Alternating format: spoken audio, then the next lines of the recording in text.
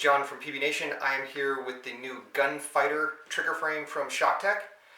This frame came out literally yesterday, and I had a lot of questions about it, so I wanted to try and answer them all at once. Basically what it is it's a new slider grip frame for an autococker. That simple. However, what it does differently, you can see because I removed the grips, and the internals are a dramatic departure from traditional slider frames. Basically, it's a cam action instead of the traditional sear and slider. And what it does is there's an adjustment from the bottom, an adjustment from the top that allows you to adjust how far the trigger moves. Then this trigger is incredible that they have taken all of the slop out of it. It just simply doesn't move side to side even a fraction of a millimeter. So it is much more precise in how you can set it up. The other cool part is because of that cam action, as you pull it, for basically as much as you pull it back, the sear moves basically twice as much. So it's very easy to set up that short, literally 2 millimeter trigger pull.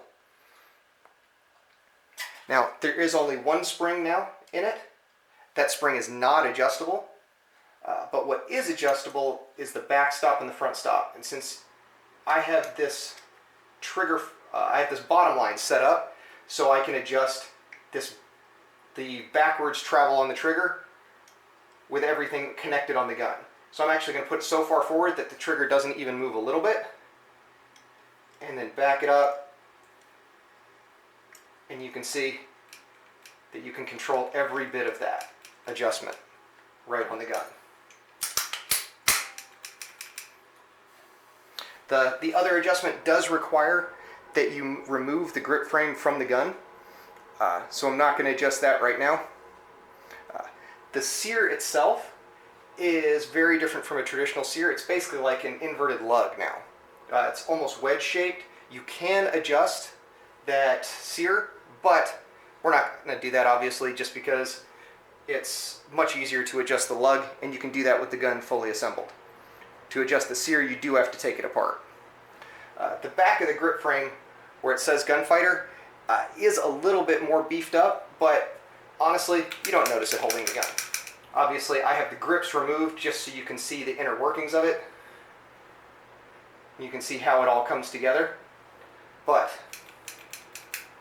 as far as the comfort of it, very comfortable. As far as how fast you can shoot it, if you're into short trigger pulls and want to keep a slider, then this is definitely a frame you should look at. There is no safety on the gun, so people that remove a safety, you don't have to have the big hole with it missing. As far as making it so you can adjust it, most bottom lines will make it so you have to remove the bottom line.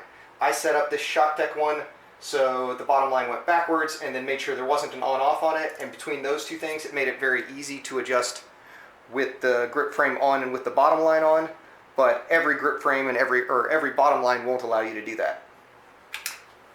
Another advantage that a lot of people will find with this particular grip frame is it's very difficult to short stroke.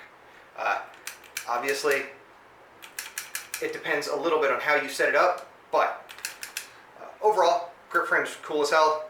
I look forward to playing with it more. Like I said, wanted to show you it without the grips so you could see the internals on it and see more about the new Shocktech Gunfighter frame. Alright, put grips back on the SFL on the Gunfighter frame, put a tank on it. We're obviously indoors because it's 11 degrees or something ridiculous outside, but you're not going to be able to tell anything about the sound signature, but it's an autococker. You hopefully will be able to see the frame cycling the gun a little bit.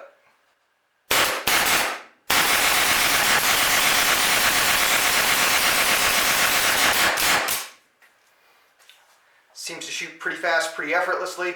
Looking forward to taking it on the field real soon.